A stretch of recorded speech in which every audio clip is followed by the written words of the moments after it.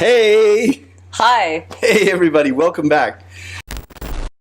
I guess most of you have heard by now, we have a new ebook out. We just released it this week. Leslie and I have been working on this ebook for some time now. It has been a lot of work to put together, lots of late nights of research, but the result is very rewarding, not just for us, most especially for you, because you are going to benefit from the hours and hours of labor that we've put into putting this together. Right. Now, today, I know some of you are curious. There's the question, I saw it here earlier about it already, about this new ebook. It's called, Was Jesus Secretly a Magician? The 3 Lost Baptisms of Jesus Revealed. Well, as you can imagine, this ebook showing up is a big deal. Right. Let me just take that off here real quick. So, first of all, let's ask the most obvious question. What the heck does this have to do with the Golden Dawn? Well, let me show you. As a matter of fact. What we have here is the work of Florence Farr, Egyptian Magic. Now, Florence Farr was quite a flamboyant soarer, and personally, she was my favorite. Of all the different ones in our historical past for our order, I look to Florence Farr when I look to a model of how... Oh, Florence Farr is amazing. She was a really, really skilled adept. And in this book, she waits until almost the very end. Okay, so she's got a lot of opening for the punchline. And the punchline is the 3 baptisms. The secret baptisms of Jesus. They are actual. So, you see, these baptisms have been with us in the Golden Dawn since almost the beginning. Yes. It's just as this is something that has not received a lot of attention, and better that way until now, because now's a really good time for all of this to come out. That's right. It is. Because so for those of you who might be interested in this book, you can get it in reprint. It's by Florence Farr. It's called Egyptian Magic. But you can get now, Florence Farr made a few changes. I mean, she adapted a few things. So in the new ebook we have given you these 3 secret baptisms of Jesus very faithfully to the original manuscript. Now, today, now that we finally come out with something that's very substantial so that we can put, some really meat on the bones of our morning rituals, today we're in a position where we can tell you really a lot more about it. Yes. So, where would we like to start? Would you like to start with? I think probably the best place to begin is with the connection with the Golden Dawn. Okay. Because, all right, first of all, let me tell a little story. Right. Try reimagining Christianity in a different way if you could, just accepting the fact that Jesus Christ was probably the best magician that ever lived. He was amazing. This guy could do really incredible stuff, and that fast. A lot of questions come from that. How did he power his spells? How did that work? We take up all these questions in this new ebook. Was Jesus a secret magician? And the most important point is, Jesus was seen by the people of his time as a magus, a magician. And this is really critical to understand. As an anthropologist, one of the things that I see going on in the world today that troubles me from a cultural standpoint is the fact that people have lost their understanding of context. Context is something that is absolutely critical in the human understanding toolkit. Right. Without context, logic is impossible. Right. It is the context in which we understand an event what are the other simultaneous events happening? What is the time period in which it occurs? What are the norms and attitudes, the mores and mores of the people who are experiencing the event being historically described? So in a certain way, it doesn't really matter how we see Jesus. For this particular line of inquiry, it matters how the people of his time saw him. And what is significant is that his crucifixion was based on Roman evidence that he was a practicing magician. And there's a lot more. You'll find the whole evidence presented in the new ebook. Take a look at it. You're going to really enjoy it. I'd like to move quickly to 1897. That is a jump. Let's think about this. Okay, 1888, the Golden Dawn was founded. That was the very beginning of Isis Uranian Temple. You had Woodman and Westcott and Mathers that were there together, and they opened the temple there for the first time in London, and the rest is history. These are the early origins of the Golden Dawn, and most of you are familiar with them. 1892, McGregor Mathers founded the Inner Order, the Second Order, the Rosicrucian Adepts Circle. Right.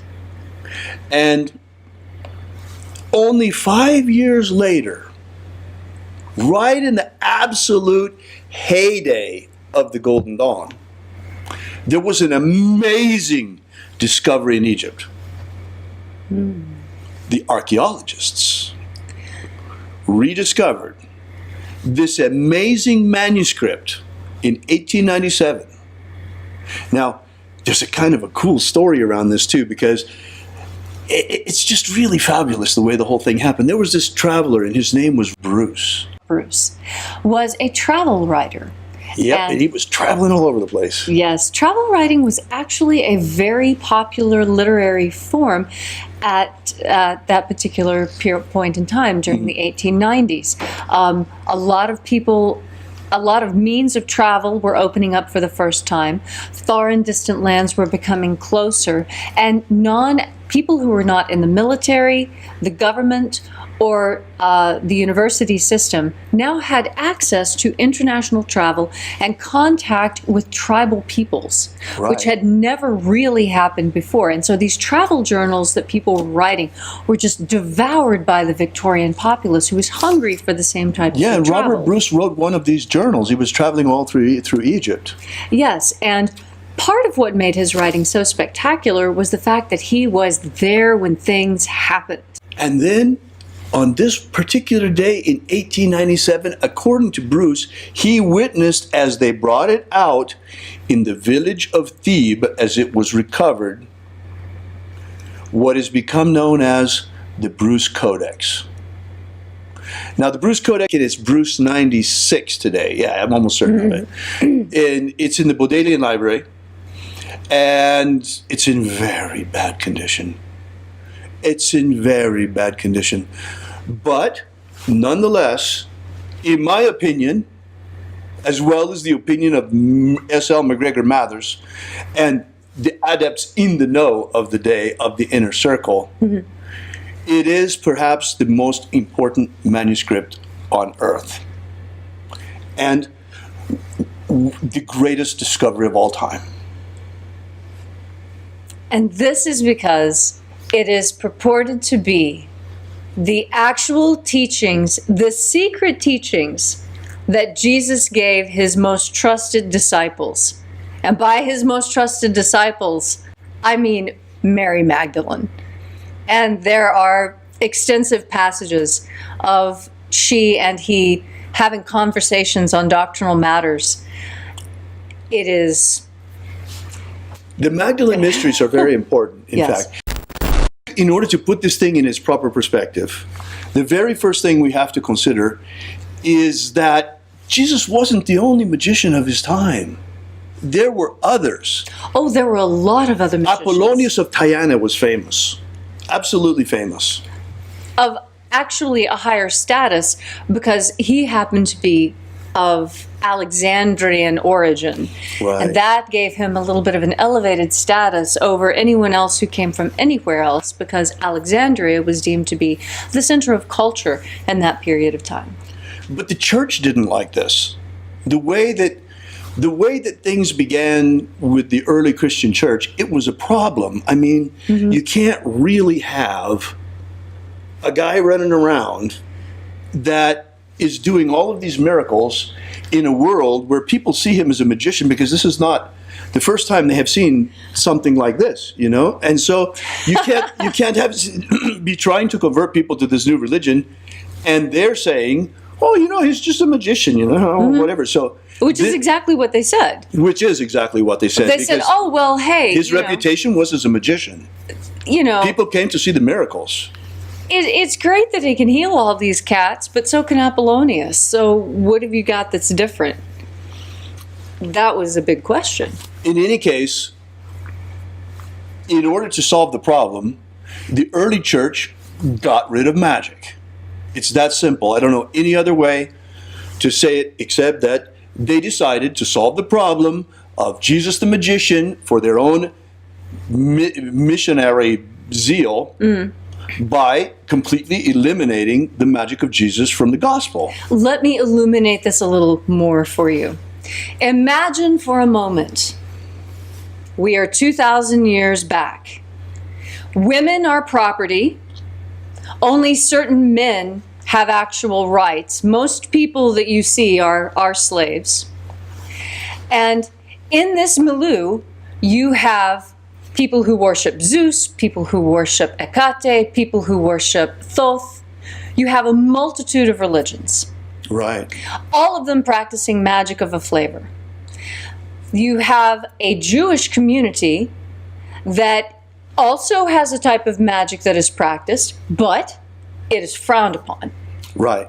And now you have this person who was raised as a Jew stomping about, blabbing about magic, which is something that is distinctly pagan.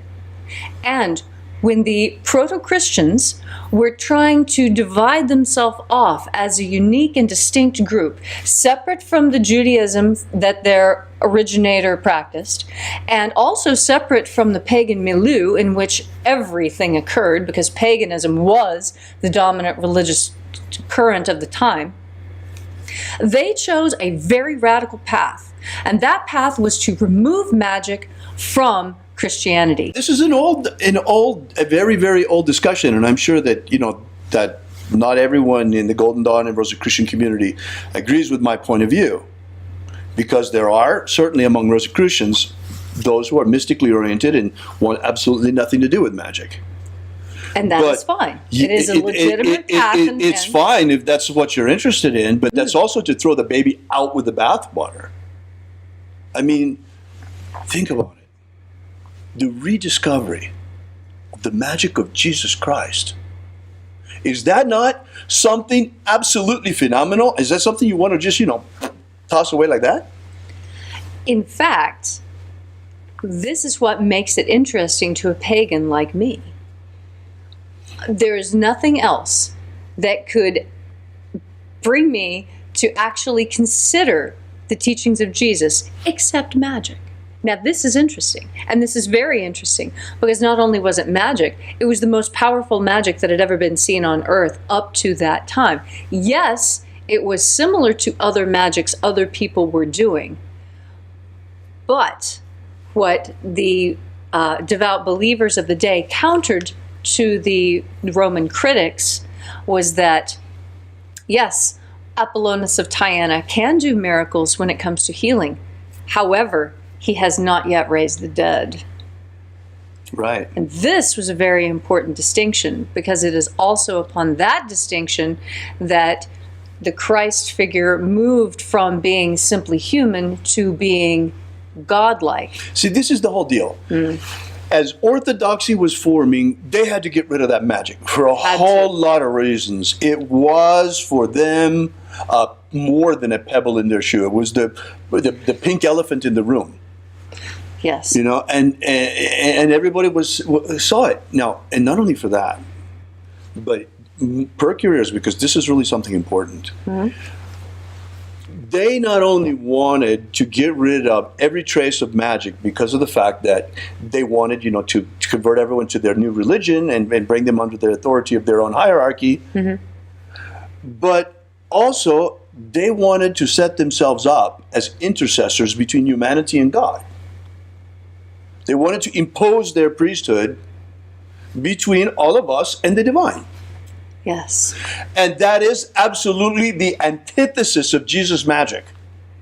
There's nothing that could be more opposite than that, because the magic of Jesus Christ is to completely open your contact with divinity. And this is interesting because for those of us who were raised in a traditional Christian household, that was absolutely not the case. We're used to having to go through a priest, which is why those of us you were raised Catholic. I was raised Catholic. Right. And I turned away from the church primarily because they did not admit women to the priesthood. Right. When I figured that out at 7 years old, I was done with the church. That was it for him. Forget it. Right. And that's when I actually started exploring paganism by talking to trees and patches of clover, as a child is wont to do. Right.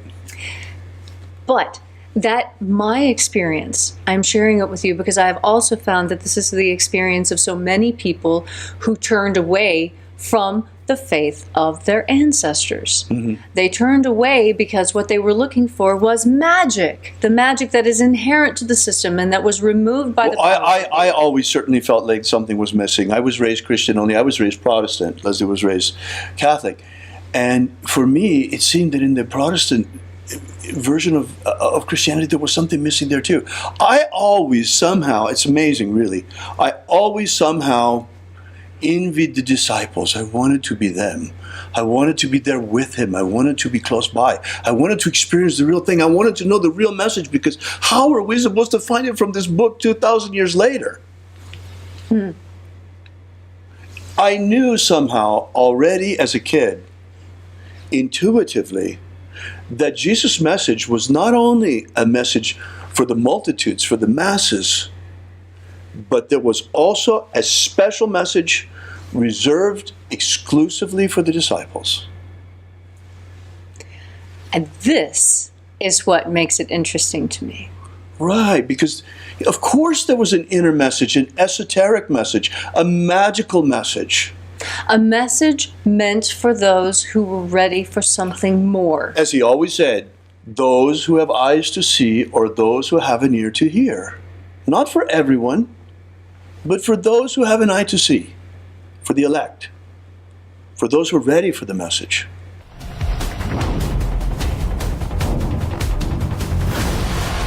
Yesterday we released this brand new ebook, Was Jesus a Magician? Give you the basic background of the rediscovery of the lost books of Yahweh, how it happened, why they were repressed, why it is that the magic of Jesus was nearly destroyed and wiped from the face of the earth, and the miracle by which it survived. How we only have one precious manuscript of this ancient knowledge, and that's truly all there is left. Well, maybe in the Vatican they have it, but they're not about to give us that to fill in the little gaps that we've found. So be sure to make sure you download this. You don't want to miss this. You can get it for free for now at thesecretsofjesus.com. Thesecretsofjesus.com. Also find our daily ritual live stream. That's right. Every day, starting at precisely sunrise Pacific time, you are invited to experience first-person shooter magic you'll find nowhere else on the web. Yeah, it's pretty cool. And it's not only unique in the way that it's presented, where you're live right in the middle of the action of the ritual, but what's even cooler about it is the ritual is written in the first-person perspective of Jesus Christ. Check that out. This comes from a manuscript that archaeologists found in Egypt. And they say that it comes from very, very, very early Christians, but the Christians themselves, those early Christians, say it was actually written by Jesus and was the secret magic he taught his disciples. Regardless of who wrote it or who practiced it, we have picked it up, dusted it off, and we are taking it for a test drive, and you are in the passenger seat for the whole thing. You bet. And it's really quite amazing. You're going to check it out. I mean, until now, after it was discovered, this manuscript has been in the hands of scholars. This is the first time it's really in the hands of magicians and being brought out and brought back to life.